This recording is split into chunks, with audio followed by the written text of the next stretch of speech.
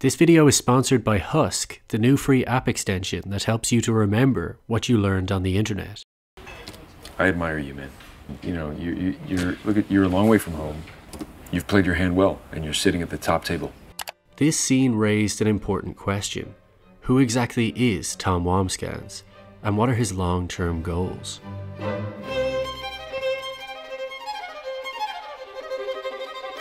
With characters like Cousin Greg, we get to see his awkward introduction to the family and how he manages to entrench himself in the outer rim of the inner circle.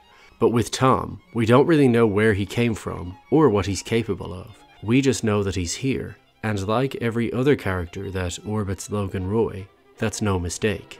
What's interesting about Succession's third season is that it's meant to be about Kendall's public betrayal of his father and how that could potentially result in a hostile takeover. But in hindsight, the third season is actually about how Tom gradually decides to betray his own wife.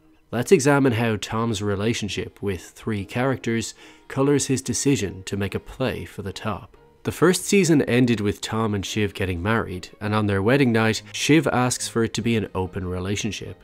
The second season ends with Shiv throwing Tom under the bus during the boat scene, and he finally builds the courage to push back against her, showing contempt for how she forced him into an open relationship on what should have been their most committed moment.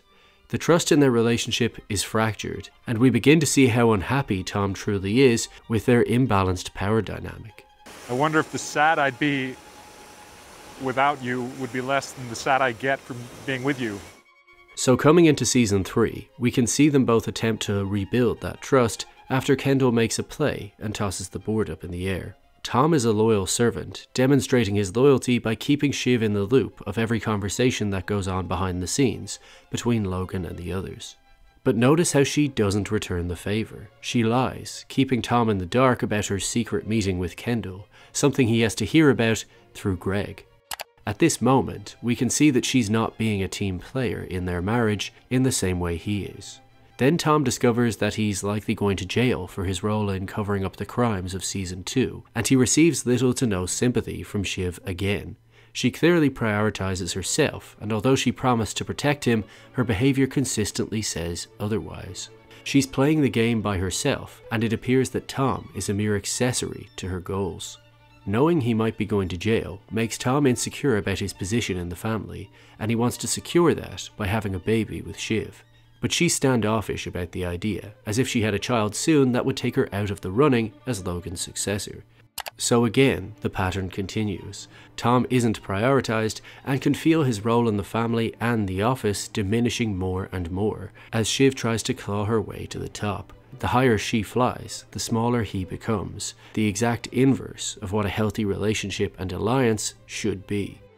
He likely could accept her ambition if she nurtured their relationship more and let him feel safe, but in episode 8, she exposes the truth during their roleplay, and you can see Tom essentially looking in her eyes for a reason to stay and not finding one.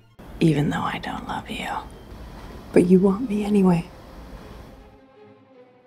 Shiv demonstrated no romantic loyalty to Tom in season 1, no business loyalty to him in season 2, and no emotional loyalty to him in season 3, by keeping him in the dark, not listening to his concerns about going to prison, not making any future plans with him, and disrespecting him to his face. So his relationship with Shiv is at its weakest point. Her behavior has revealed that she thinks it's okay to screw him over in order to rise the ranks. So why shouldn't he do the same? When it comes to Logan, Tom reveals his true loyalty to him when he offers to go to jail as a human sacrifice to appease the DOJ and the media. At a time where Logan is being betrayed by his own children, Tom's selfless offer truly lands. However, this is a high-risk play that really only pays off if he somehow doesn't end up in prison, as it's the thought that counts. Tom isn't used to taking risks like this and spends the rest of the season amusingly insecure about his future. And why wouldn't he be? His role in the company begins to feel more and more redundant as he is nicknamed Terminal Tom, as he has cancer of the career. Tom loves being rich, as we know from his time introducing Greg to the lifestyle, but given he's not a full family member, he needs Shiv or he has nothing. As Kendall rightly observes, it's no fun being the last eunuch in the Forbidden City. Since his demonstration of loyalty, Logan starts warming up to Tom. We see this during his UTI episode, when he chooses Tom as the only one to take him to the bathroom and allows him to see him at his most vulnerable. Thanks, son. Anytime, Pop. Even though he was delusional at the time, emotionally there is still a growing sense of trust between the two, and you can see that Tom really needs someone to validate his role in the family. If someone doesn't feel safe or valued within one team, they have no logical reason to remain loyal to them and should go where they do feel valued. With the threat of prison hovering over him, this season we got to see this other side to Tom blossom in episode 6, when he slips away from the inner circle for a secret meeting with Kendall. This mirrors the same lack of loyalty that Shiv shows to her own family, as she went to Kendall to weigh up her options too. Kendall tries to butter him up and turn him, but for the first time, the writers show us that Tom, despite his insecurities and misplaced loyalties, is actually quite a clear thinker. My hunch is that you're going to get f***ed. Because I've seen you get f***ed a lot. And I've never seen Logan get f***ed once. It wasn't obvious that Tom would ever betray Shiv yet, but this moment really solidified that Tom is calculated, and given he has already made some high-risk plays to earn Logan's trust, he has too much to win by keeping him in power to be lured away by Kendall's delusions of grandeur. Then it comes to Greg. Tom and Greg are easily the most enjoyable dynamic in the entire series. While they both serve as comic relief, this season revealed why they're both actually dark horses for the top position. We begin to see Greg learn on the job, not so much learn how to do any particular role, but how to stay in the game. He's now playing both sides to see who wins, serving Kendall while also keeping his hooks in with the core family, even learning how to leverage and negotiate and climb the dating ladder. But now both Tom and Greg are at risk of going to jail, which solidifies their previously existing bond more and more, as Greg is the only one that understands and will listen to Tom's concerns. In the same way Tom banked gold with Logan by demonstrating his loyalty, Greg has done the same thing for Tom in the past already. Greg is a little bit like Tom's work wife. When he's having a terrible day, he goes to Greg to vent. When he has great news, he goes straight to Greg to celebrate. They're sharing a similar journey. They both came from the outside, they both get disrespected by the siblings, and they both fear being kicked out of their positions of power, never to return. Given the precarious nature of their positions, it makes sense for them both to do whatever is necessary to climb the ladder and secure some power. Nero pushed his wife down the stairs. Then he had Sporus castrated and he married him instead. This scene is actually what foreshadows Tom's future betrayal the most. I'd castrate you and marry you in a heartbeat. Although it initially just seems like Tom is borderline hitting on Greg, it's actually showing us that Tom wishes he could play this game with someone loyal by his side. When he pitches his deal with the devil idea to Greg, he asks him, "Do you want to come with me, Sporus?" In this moment, they're both choosing to abandon their old values for power, but they're doing it together, finally forming an alliance they feel safer in.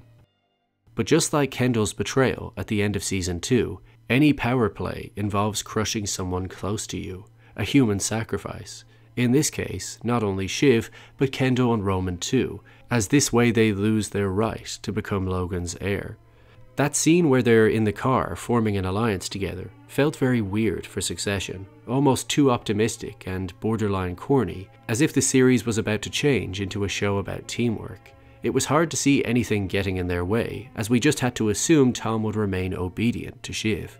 But if we examine the gradual plot and character development over Season 3, we can see that Tom's relationship with Greg and Logan strengthens, and his relationship with Shiv collapsed to its weakest point. This makes his decision to turn on Shiv and inform Logan of the children's incoming attack so he can get ahead of it not only tactical, but logical. Why would he work for those that don't reciprocate his loyalty? If they took over, what's really in it for Tom? Can he trust Shiv to protect him from the DOJ if the case ever resurfaced?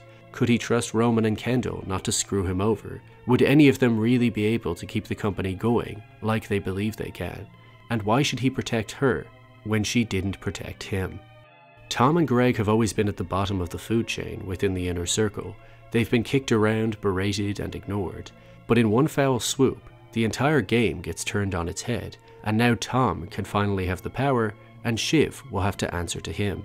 He's formed an alliance with people that reward him for his loyalty. He sacrificed for Logan, and he even offered to sacrifice for Greg by letting him hook his baubles of corporate wrongdoing on his branches. In my view, this is by far the strongest play Tom could make, and the beauty of this Shakespearean level of betrayal is how true to form it is. Almost like the scene in The Godfather, where Kay looks through the doorway, horrified to see the man her husband has become. Shiv looks through the doorway and sees Logan simply pat Tom on the shoulder. Such a small gesture without even a word spoken, but nothing needs to be said. Tom was the only one who knew the plan, and just like she spent seasons throwing him under the bus, suppressing his plans and prioritizing herself, Tom finally took his revenge, put himself first, and made a deal with the devil. And just like Shiv was happy to tell him to his face that she doesn't love him and still expects him to stick around and love her anyway, Tom walks in like he did nothing wrong, lies to her face, puts his sinful hands on her shoulders, and calmly gives her ambitions the kiss of death they deserve. She could have listened to his problems, she could have made him feel safe, she could have worked with him, she could have promised him a top position, but she didn't. And that's why, episode by episode, the writers truly nailed Season 3's betrayal. Because in my view, Tom did nothing wrong, because Shiv did nothing right.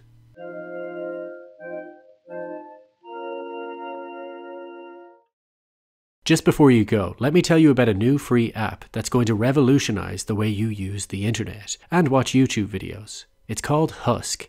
Humans forget 50% of the information they're exposed to after just 1 hour, and 90% after a full week. But Husk lets you save and log anything online all in one place and make personal notes on it. It won't just bookmark a page, but will even take a small exact excerpt of a YouTube clip for you to keep as a key reference. So essentially you're storing your own lessons, thoughts, and feelings on what you absorbed each day that you can easily reflect on anytime. This helps you create a memory index and flow all of the key information you want into one note, making your research more personal, memorable, and powerful. So download Husk for free today and upgrade not only your memory, but the way you interact with the internet. And if you enjoyed this video, don't forget to like, comment, subscribe, and all those good things that help me to make more videos like this in the future.